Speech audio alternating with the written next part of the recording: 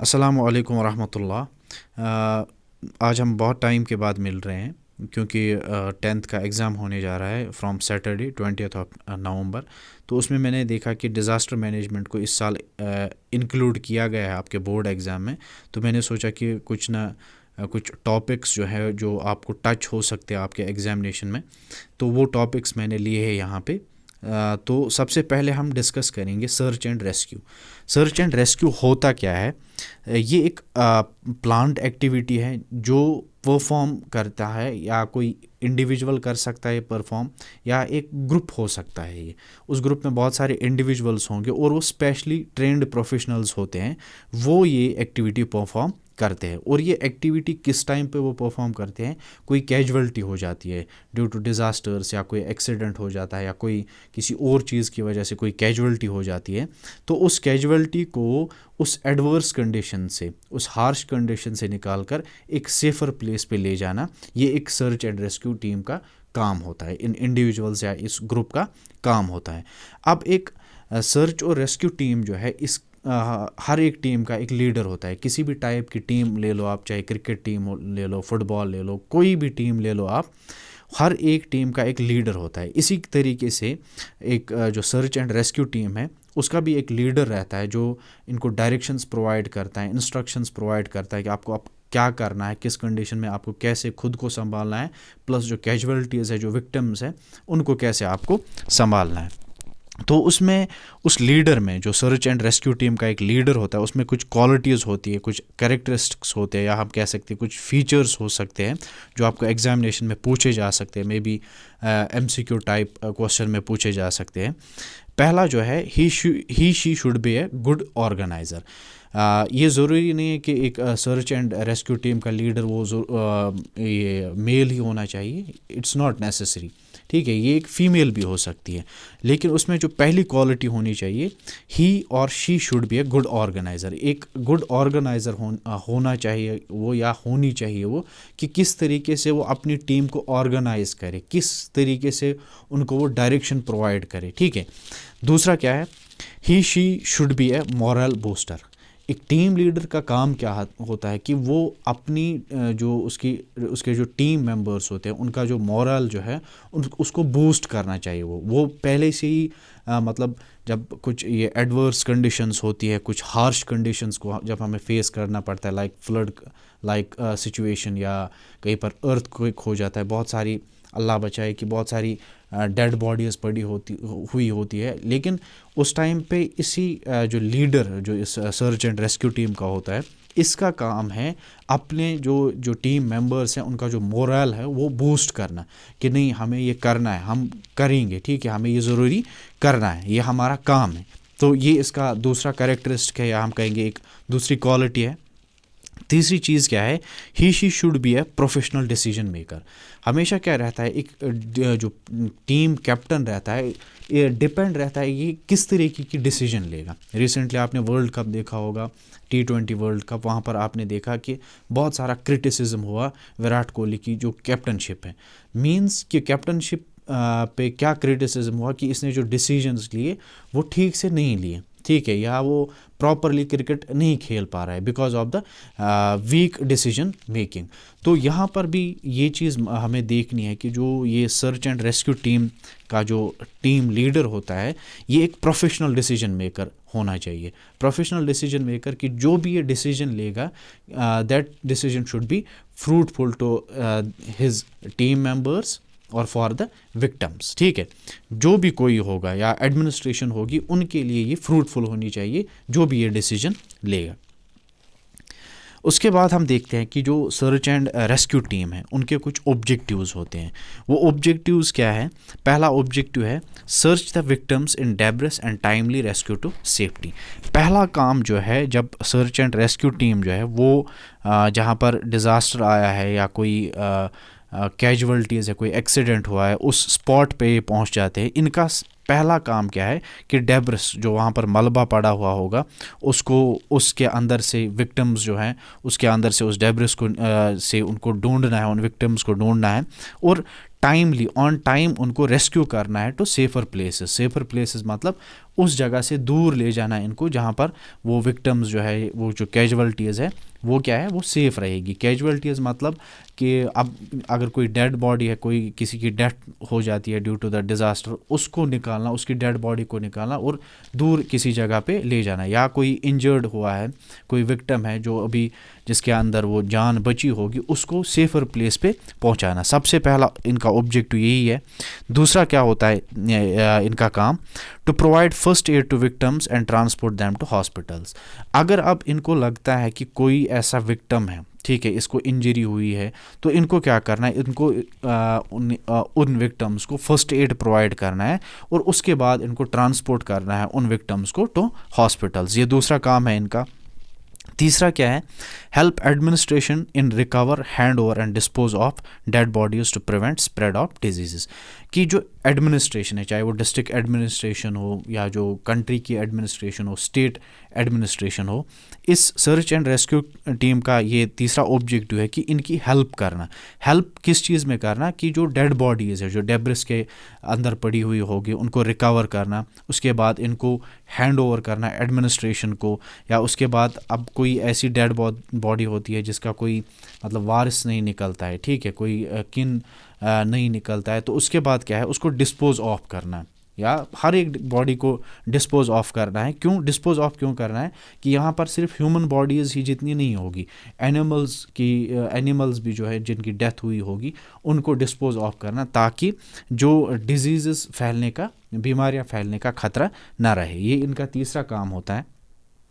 Fourth objective क्या है search and rescue team का, to take necessary steps in cordoning of the damaged and collapsing buildings. आपने देखा होगा कि कहीं पर कोई एक्सीडेंट हो जाता है या कोई डिज़ास्टर आता है, ठीक है, तो वहाँ पर क्या करते हैं कि आपने वो येलो कलर की वो एक स्ट्रिप लाइक रोप देखी होगी, वहाँ पर वो बांधी जाती है, उसको कॉर्डन ऑफ किया जाता है, ताकि कोई से फॉर एग्जांपल अगर अर्थक्वेक आ जाता है, ठीक है, कोई बहुत सारा डैमेज हो जाता है, कि अगर हम उस एरिया को फिर ऐसे ही खुला छोड़ देंगे, कोई छोटा बच्चा या कोई भी अंदर घुस सकता है, कोई सीलिंग लटकी हुई होगी वो उस पर गिर सकती है, या कोई और चीज़, या वहाँ पर इलेक्ट्रिसिटी वायर्स होंगी उसके ज़रिए से उसको एक नुकसान पहुंच सकता है, तो उस एरिया को, उस जगह को कॉर्डन ऑफ किया जाता है, उस डैमेज्ड एरिया को, या जो कोई बिल्डिंग कोलैप्स हुई होगी उसको कॉर्डन ऑफ किया जाता है, बंद किया जाता है, ताकि कोई और कैजुअल्टी ना हो, कोई और विक्टिम ना बने। ये इनका फोर्थ ऑब्जेक्टिव है। फिफ्थ ऑब्जेक्टिव क्या है, train local volunteers in assisting search and rescue operation. अब जो ये हमारे पास ये सर्च एंड रेस्क्यू टीम होती है, ये अब कुछ गिने चुने होते हैं, लेकिन जब बड़े बड़े डिज़ास्टर्स आते हैं, बड़ी बड़ी जो कैजुअल्टीज़ जब होती हैं due to accidents, different disasters हैं, तो उस टाइम पे क्या है कि इनका काम ये है कि डिज़ास्टर से पहले जो लोकल वॉलंटियर्स हैं, जो मतलब खुद से काम करना चाहते हैं, क्यों जो मतलब इस चीज़ में दिलचस्पी रखते हैं कि हम लोगों के काम आए उनकी मुसीबत में, तो उस टाइम पे इस सर्च एंड रेस्क्यू टीम का ये गोल होना चाहिए, ये ऑब्जेक्टिव होना चाहिए कि जो लोकल वॉलंटियर्स है जो इस काम में आगे आना चाहते हैं उनको ट्रेन करना, ठीक है, उनको बताना कि जब डिज़ास्टर आएगा, जब कोई ऐसी कंडीशन आएगी, उस टाइम पे हमें कैसे खुद को संभालना है, प्लस जो हमारे पास विक्टिम्स होंगे उनको कैसे हमें संभालना है। तो ये थे objective search and rescue team के। उसके बाद है कुछ इंस्ट्रक्शंस होती हैं, ठीक है, नो डाउट जो सर्च एंड रेस्क्यू टीम है इनका काम है लोगों को बचाना, लोगों की हेल्प करना ड्यूरिंग डिज़ास्टर्स, लेकिन खुद के लिए भी इनको कुछ इंस्ट्रक्शंस है which they have to follow at the time of disaster. सबसे पहली इंस्ट्रक्शन क्या होती है इस सर्च एंड रेस्क्यू टीम के लिए, पहला, to stay calm and be optimistic.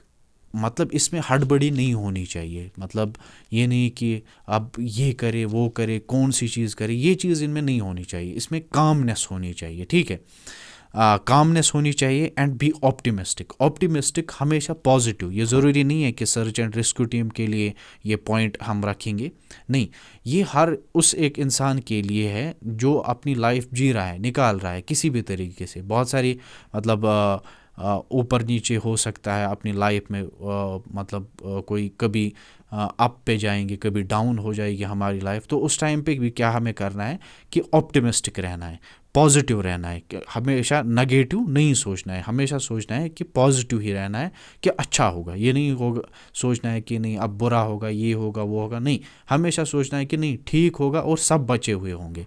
तो ये हर एक के लिए ज़रूरी है, पॉजिटिव रहना, ऑप्टिमिस्टिक रहना। दूसरी इंस्ट्रक्शन क्या है? To obey the commands of the team leader.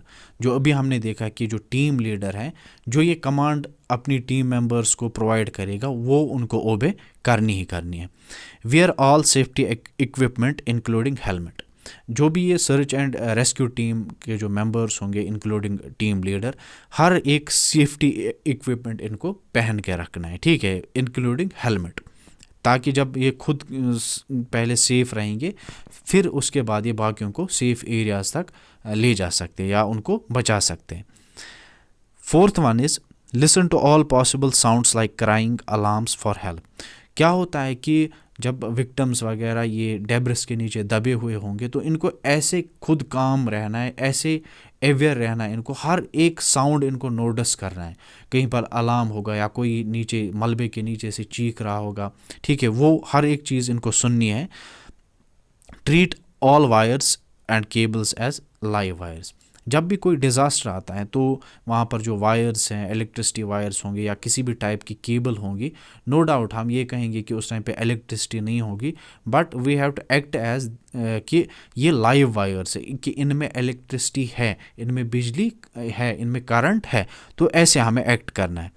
Dough not ignite fire, it can spread and injure rescue team. और दूसरी बात ये है कि इस टाइम पे हमें क्या करना है, जब हम सर्च एंड रेस्क्यू में लगे हुए होंगे, तो हमें कोई जो आग नहीं जलानी है। मे बी कहीं पे क्या हो सकता है, कोई गैस सिलेंडर है वो लीक हो रहा होगा, तो जैसे ही हम आग जलाएंगे लाइटर से या हम मैच बॉक्स यूज़ करेंगे, तो उससे क्या हो सकता है, सर्च एंड रेस्क्यू टीम है उनको नुकसान पहुँच सकता है, आग लग सकती है और वो भी इस डिज़ास्टर का शिकार बन सकते हैं। Seventh one is take maximum safety while removing debris from the vicinity of the victim. अब अगर हमें लगा कि यहाँ पर मलबे के नीचे कोई बंदा दबा पड़ा है, तो हमें ऐसे उसको निकालना है कि मैक्सिमम सेफ्टी मेजर्स हमें लेने हैं उस टाइम पे जब ये हम डेब्रिस रिमूव कर रहे होंगे, उस विक्टिम को इस डेब्रिस से निकाल रहे होंगे, ताकि इसको और ज़्यादा इंजरी ना हो। ऐसे हमें वो सेफ्टी मेजर्स हमें लेने। आठवां क्या है? After reaching to victim quickly assess the condition and immediately provide first aid. अब हमने अगर कोई विक्टिम निकाला, डेब्रिस से निकाला या कहीं पर हमने सर्च किया, तो सबसे पहले हमें उसकी कंडीशन को एसेस करना है, ठीक है, इसकी कंडीशन किस टाइप की है, क्या हालात ज़्यादा मत ख़राब है, मतलब वो हमें चेक करना है। और उसके बाद हमें इमीडिएटली क्या करना है, इसको फर्स्ट एड प्रोवाइड करना है। जो भी हमारे पास फर्स्ट एड में होगा उस टाइम पे वो प्रोवाइड करना है। उसके बाद है cover the victim and quickly shift the victim to safer place. अब जो ये विक्टिम है उसको कवर करना है, हम उसमें क्लॉथ यूज़ कर सकते हैं, ठीक है, ताकि और कुछ इन्फेक्शन ना हो या कोई और चीज़ मत होगी, ठीक है, या वायरस या बैक्टीरिया की वजह से इसको नुकसान मत पहुँचे। तो इसको हमें विक्टिम को कवर करना है और एक सेफर प्लेस पे इसको ले जाना है। 10th क्या है? Boost the moral of the victim to make him remain cool. हमें ये भी करना है कि जब हमने एक विक्टिम को उठाया, अब हम इसको स्ट्रेचर पे ले जा रहे हैं या किसी के कंधे पे ले जा रहे हैं, किसी भी तरीके से ले जा रहे हैं सेफर प्लेस पे, इसका मोरल हमें बूस्ट करना है कि नहीं आपको कुछ नहीं होगा, आप ठीक हो। ऐसी ऐसी चीज़ें इनको, मतलब पॉजिटिव चीज़ें बोलनी है इनको, ताकि जो विक्टिम है वो नेगेटिव फील ना करे कि मेरी टांग कट गई है या मतलब मैं अब नहीं बचूंगा, ऐसा उसको फील नहीं होने देना है। उसको हमें क्या करना है, उसको कूल डाउन करना है, ठीक है, पॉजिटिव अप्रोच के साथ हमें उसको कूल डाउन करना है। तो ये कुछ इंस्ट्रक्शंस हैं सर्च एंड रेस्क्यू टीम के लिए जो इनको फॉलो करनी पड़ती हैं ड्यूरिंग डिज़ास्टर्स। उसके बाद है कुछ इक्विपमेंट्स, जो एक रेस्क्यूअर है जो लोगों को बचाता है ड्यूरिंग डिज़ास्टर्स, उसको कौन कौन सा जो इक्विपमेंट है अपने साथ रखना है। सबसे पहले helmet, life jacket, gum boots, torch, whistle. गम बूट्स आपने देखे होंगे, यहाँ पर भी मैं आपको दिखा सकता हूँ, ये जो इन्होंने पहने हैं ना, ये these are called gum boots, ठीक है, ये गम बूट्स हैं, ये इनको साथ रखने हैं उस टाइम पे जो रेस्क्यूअर है जो लोगों को, विक्टिम्स को बचाता है। Helmet, life jacket, gum boots, torch and whistle. अब जो इक्विपमेंट एक रेस्क्यूअर को अपने साथ रखने हैं for the safety of victims, किसी विक्टम को ये निकालेगा उसकी सेफ्टी के लिए इसको क्या क्या इक्विपमेंट साथ रखने हैं। Ladders, ropes, pulley, small cutting tools, hammer, bamboo sticks, barrels, air filled tubes, first aid kit, stretchers, ये सब इक्विपमेंट्स उसको अपने साथ रखने हैं ताकि जो किस चीज़ के लिए जो सेफ्टी रहेगी विक्टिम्स के लिए। मे बी ये आपके मतलब ऑब्जेक्टिव टाइप क्वेश्चंस मत पूछे जा सकते हैं, तो ये आपको याद रखने हैं कि क्या क्या इक्विपमेंट साथ रखना है एक रेस्क्यूअर को अपने लिए और विक्टिम के लिए। अब जो कुछ मॉडर्न सर्च इक्विपमेंट है जो हम ड्यूरिंग डिज़ास्टर्स यूज़ करते हैं, जैसे कि अल्ट्रा मॉडर्न सर्च इक्विपमेंट क्या क्या है हमारे पास जो हम आज के दौर में यूज़ करते हैं, मॉडर्न डे में यूज़ करते हैं। इंफ्रारेड कैमरास हैं, एकॉस्टिक डिवाइस हैं, बायो रेडार्स हैं, लाइफ लोकेटर्स हैं। यहाँ पर मैंने कुछ पिक्चर्स दिखाई है। ये आपको जो फर्स्ट पिक्चर में दिख रहा होगा, this is the infrared camera, ठीक है। और ये जो है एकॉस्टिक डिवाइस, एकॉस्टिक डिवाइस मतलब आपने आमतौर पर देखा होगा कि जब डिज़ास्टर होता है या कोई मतलब हमें कुछ अनाउंसमेंट करनी होती है तो हम वो स्पीकर्स का यूज़ करते हैं, स्पीकर पे बोलते हैं कि कोई है ये चीज़ हमें करनी है, तो those device are known as acoustic device, ठीक है।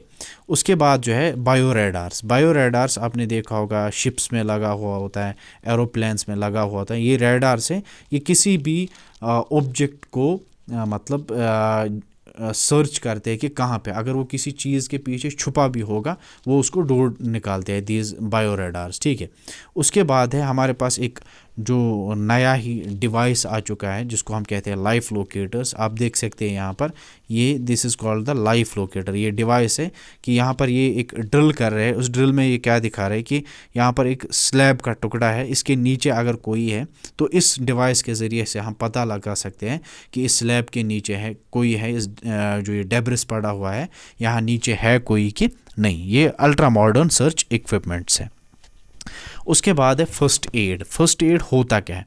It is defined as a provision of initial care for the illness of injured not with an idea of, मैं इन शॉर्ट बताऊंगा, ये डेफिनेशन है आप याद भी कर सकते हैं इसको, कि ये एक प्रोविज़न है फॉर इनिशियल केयर, ठीक है। कोई बीमार है, कोई किसी की इंजरी हो जाती है, इसमें हमें ये याद रखना है कि फ़र्स्ट एड से हम किसी को ठीक नहीं कर सकते हैं।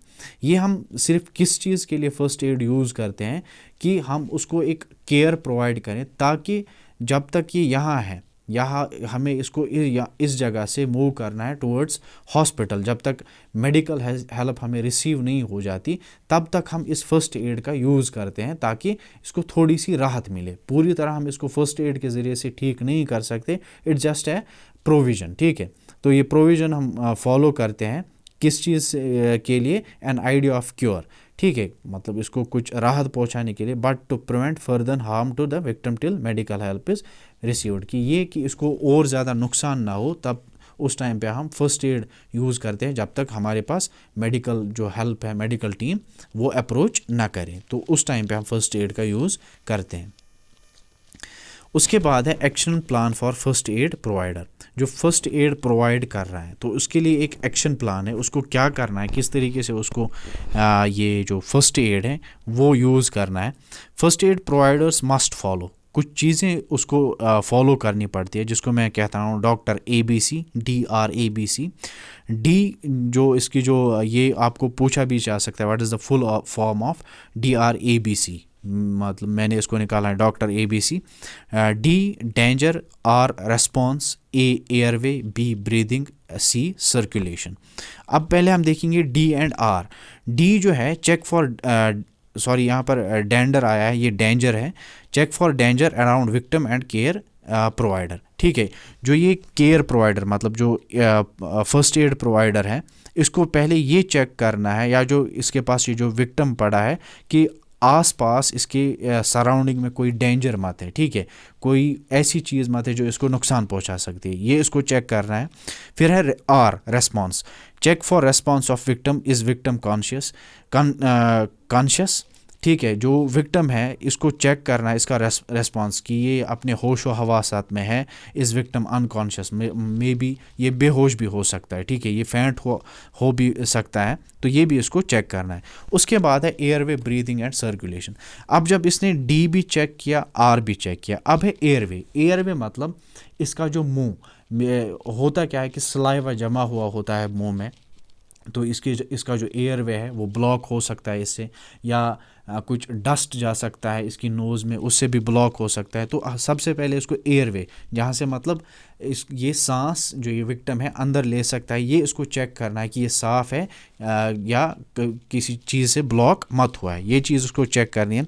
उसके बाद ब्रीदिंग, कि सांस ले रहा है कि नहीं, वो चेक करनी है, वो ये पल्स के थ्रू से चेक कर सकता है, या जो हार्ट बीट है वो भी चेक कर सकता है, या अपना जो फेस है वो इसके मुंह के साथ या इसकी जो नोज़ है वहाँ पर ले जा सकता है, और ये फील करेगा कि ये ब्रेथ ये जो सांस ले रहा है कि नहीं। उसके बाद है सर्कुलेशन, ब्लड सर्कुलेशन कर रहा है, वो ये हार्ट बीट से या पल्स से चेक कर सकता है कि हार्ट जो है वो पंप कर रहा है, बीटिंग हो रही है, उसका मतलब जब हार्ट जो बीटिंग जो है वो धक धक जो कर रहा है, ठीक है, वो हाथ से ये चेक कर सकता है, उसका मतलब है इसका जो ब्लड है वो सर्कुलेशन में है, या जो पल्स है वो बीट हो रही है, तो इसका मतलब इसको ये पता चलेगा कि जो ये विक्टिम है इसकी सर्कुलेशन भी चल रही है, ब्लड सर्कुलेशन भी है, सांस भी ले रहा है, और एयरवे भी इसका क्लीन है, ठीक है। तो ये एक्शन प्लान है फर्स्ट एड प्रोवाइडर के लिए, ये चीज़ें उसको सबसे पहले देखनी है। उसके बाद जो इसके पास मेडिसिन वगैरह होगी वो इसको प्रोवाइड कर सकता है। और एक चीज़ है आर्टिफिशियल ब्रीदिंग, हम आर्टिफिशियल ब्रीदिंग भी दे सकते हैं कि अगर हमें लगा कि जो ये विक्टिम है ये ब्रीथ नहीं कर रहा है, ब्रीद इन ब्रीद आउट नहीं कर रहा है, तो हम क्या कर सकते हैं, माउथ टू माउथ ब्रीथिंग हम कर सकते हैं, माउथ टू नोज़ ब्रीथिंग कर सकते हैं, या हम AMBU बैग जो ब्रीदिंग है वो जो यहाँ पर पिक्चर में मैंने आपको दिखाया कि ये AMBU बैग है, जिसकी वजह से मतलब इसके हेल्प से इसको ब्रीदिंग दी जा रही है, ठीक है, सांस दी जा रही है। और इसकी जो AMBU की जो फुल फॉर्म है आर्टिफिशियल मैनुअल ब्रीदिंग यूनिट, ठीक है, ये भी पूछा जा सकता है एग्ज़ाम में। तो आर्टिफिशियल ब्रीदिंग में आता है mouth to mouth breathing, mouth to nose breathing, AMBU bag breathing, ये आपको याद रखना है। उसके बाद एक और चीज़ यूज़ की जाती है मैकेनिकल डिफाइब्रिलेशन। मैकेनिकल डिफाइब्रिलेशन क्या है कि it's a technique in which first aid volunteer, ये एक टेक्निक है जो फर्स्ट एड वॉलंटियर है, जो फर्स्ट एड प्रोवाइडर है, वो क्या करता है, should give thumping blow by fist of hand. जो इसका जो हैंड है यहाँ पर मैंने दिखाया है, आप देख भी सकते हो, ठीक है, अपने हैंड से ये क्या कर सकता है, फिस्ट कर सकता है on centre of the chest of the victim, जो चेस्ट का जो विक्टिम का जो चेस्ट है उसके सेंटर पे ये फिस्ट कर सकता है, ठीक है, ये प्रेस कर सकता है। या आपने देखा होगा कि वो डिवाइसेस आते हैं आज, उससे भी हम ये चीज़ कर सकते हैं मैकेनिकल डिफाइब्रिलेशन, ठीक है। ये हम एक फर्स्ट एड वॉलंटियर यूज़ कर सकता है, क्योंकि उसके पास उस टाइम पे डिवाइस नहीं होगा, वो अपने हैंड्स का यूज़ कर सकता है, इस टेक्निक का यूज़ कर सकता है। ये भी आप पूछा जा सकता है एग्ज़ाम में, मैकेनिकल डिफाइब्रिलेशन। उसके बाद है बर्न। बर्न क्या होता है, burn is defined as damage to skin, ठीक है। बर्न जो है ये क्या होता है कि जो हमारी स्किन है वो डैमेज हो जाती है, बहुत सारे कॉजेज़ है उसके लिए, जैसे कि direct contact with dry heat, ठीक है, जो हीट है कहीं पर आग जल रही है उससे इसका हाथ जल गया, स्किन डैमेज हो गई, फायर फ्लेम्स, स्टीम या इलेक्ट्रिक करंट की वजह से इसकी स्किन जो वो जल जाती है। अब इसकी भी कुछ डिग्रीज़ हैं कि इसकी 3 डिग्रीज़ हैं। बर्न जो है it's having 3 degrees of burn जो है वो 3 है। फर्स्ट डिग्री ऑफ बर्न क्या है, इसमें क्या होता है कि जो स्किन की जो टॉप लेयर है वो इन्वॉल्व हो जाती है, वो जल जाती है, और जो स्किन है उसका कलर जो है रेड हो जाता है, और ये बहुत ही ज़्यादा पेनफुल होता है फर्स्ट डिग्री बर्न में। सेकंड डिग्री बर्न में क्या होता है, जो 2 लेयर्स हैं स्किन की, जो 2 लेयर्स हैं, नेमली एपिडर्म्स एंड डर्मस, ठीक है, ये इन्वॉल्व हो जाती हैं, ये जल जाती हैं, और स्किन जो है ये रेड हो जाती है, और वो ब्लिस्टर्स, ठीक है, वो आते हैं हमारी स्किन पे, और बहुत ज़्यादा पेनफुल भी होती है। और जो थर्ड डिग्री बर्न है, थर्ड डिग्री बर्न में क्या होता है कि इसको, या जो थर्ड डिग्री बर्न है इसको हम एक और नाम से जानते हैं फुल थिकनेस बर्न। इस थर्ड डिग्री ऑफ बर्न में क्या होता है कि जो हर एक स्किन है इंक्लूडिंग एपिडर्मिस, डर्मिस या मसल्स जो है, नर्व्स हैं, वेन्स हैं, वो सब इसमें जल जाती है, टोटल डैमेज हो जाती है स्किन, कंपैरेटिवली लेस पेनफुल। क्यों ये मतलब जो फर्स्ट डिग्री बर्न में पेनफुल ज़्यादा होती है, सेकंड डिग्री में ज़्यादा पेन होती है, और थर्ड डिग्री में जब सब कुछ जल जाता है तो ये लेस पेनफुल क्यों है? क्योंकि जब आपकी स्किन है, आपके नर्व्स, मसल्स, वेन्स जो पूरी जल गई तो आपकी उस जगह वो सेंस नहीं रहता, तो इसीलिए हमें वो उतनी ज़्यादा पेन भी फील नहीं होती है। तो यह आपके एग्ज़ाम में पूछा जा सकता है। उसके बाद है हीट स्ट्रोक। हीट स्ट्रोक होता क्या है? हीट स्ट्रोक हम कहते हैं it is defined as sudden temporary loss of consciousness. कि क्या होता है कि किसी की जो कॉन्शियसनेस है वो अचानक से गिर जाता है, गिर पड़ता है, ठीक है, वो बेहोश हो जाता है, उसको पता ही नहीं होता है कि मेरे साथ क्या हुआ, उसका दिमाग जो है मतलब पूरी बॉडी जो है वो काम करना बंद कर देती है, वो गिर जाता है। किस चीज़ की वजह से? Because of the temperature regulating system of body fails. जो टेम्परेचर रेगुलेटिंग सिस्टम जो हमारी बॉडी में है वो फेल हो जाता है because of hot and dry environment, ठीक है, बहुत ज़्यादा गर्मी हो जाती है कि हमारा जो ये रेगुलेटिंग सिस्टम है, टेम्परेचर रेगुलेटिंग सिस्टम है, इसको समझ ही नहीं आता है कि मतलब मैं खुद को कैसे कंट्रोल करूं, ठीक है, उसकी जिसकी वजह से क्या है कि ये अनकॉन्शियस हो जाता है, ठीक है, ये अपनी जो कॉन्शियसनेस है वो लॉस कर देता है। उसके बाद है रेट्रोफिटिंग। रेट्रोफिटिंग में हम क्या देखते हैं? ये एक प्रोसेस है, process of modifying something after it has been manufactured.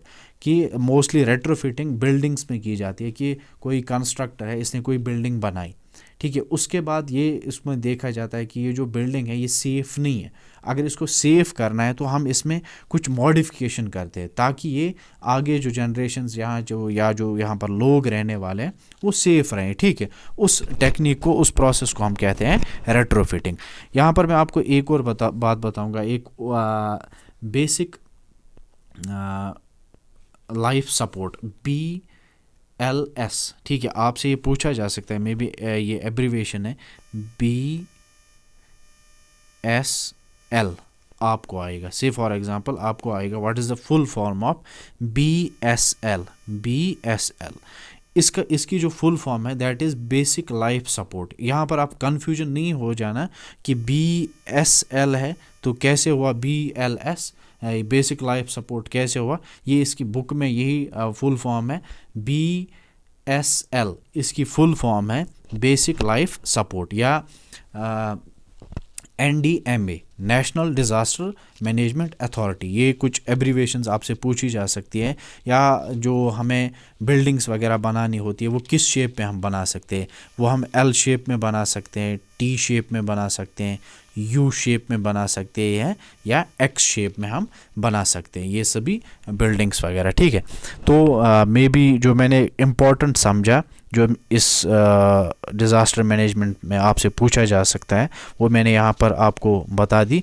May be इसके अलावा भी मत पूछा जा सकता है। एक छोटी सी एडवाइस दूंगा, एक इंस्ट्रक्शन दूंगा कि जब भी कोई क्वेश्चन आए रिलेटेड टू सोसाइटी, या मैं कहूँगा कि क्वेश्चन ऐसे आ सकता है what is the role of community, local community during disasters.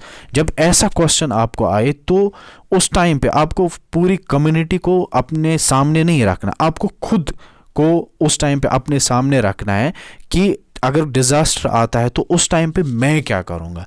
वो जो मैं आप कर रहे हो ना वही आपको आंसर में लिखना है, ठीक है, एज कम्युनिटी।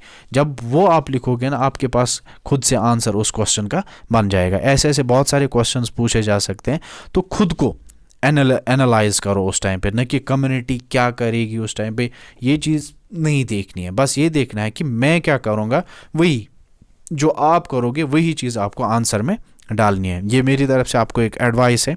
या जो कोई भी क्वेश्चन छोड़ना नहीं है, जो भी आपको जो कुछ भी आता है आपको वो लिख डालो, ठीक है, और अच्छे से लिखना। तो मैं अल्लाह से यही दुआ करूँगा कि सब के जो पेपर्स हैं इंशाल्लाह अच्छे हो जाए और सब अच्छे मार्क्स से पास तो हो ही जाएंगे सभी, लेकिन ये दुआ करूँगा कि सभी पोजीशन होल्डर्स हो इंशाल्लाह ताला। अस्सलामु अलैकुम वरहमतुल्लाह।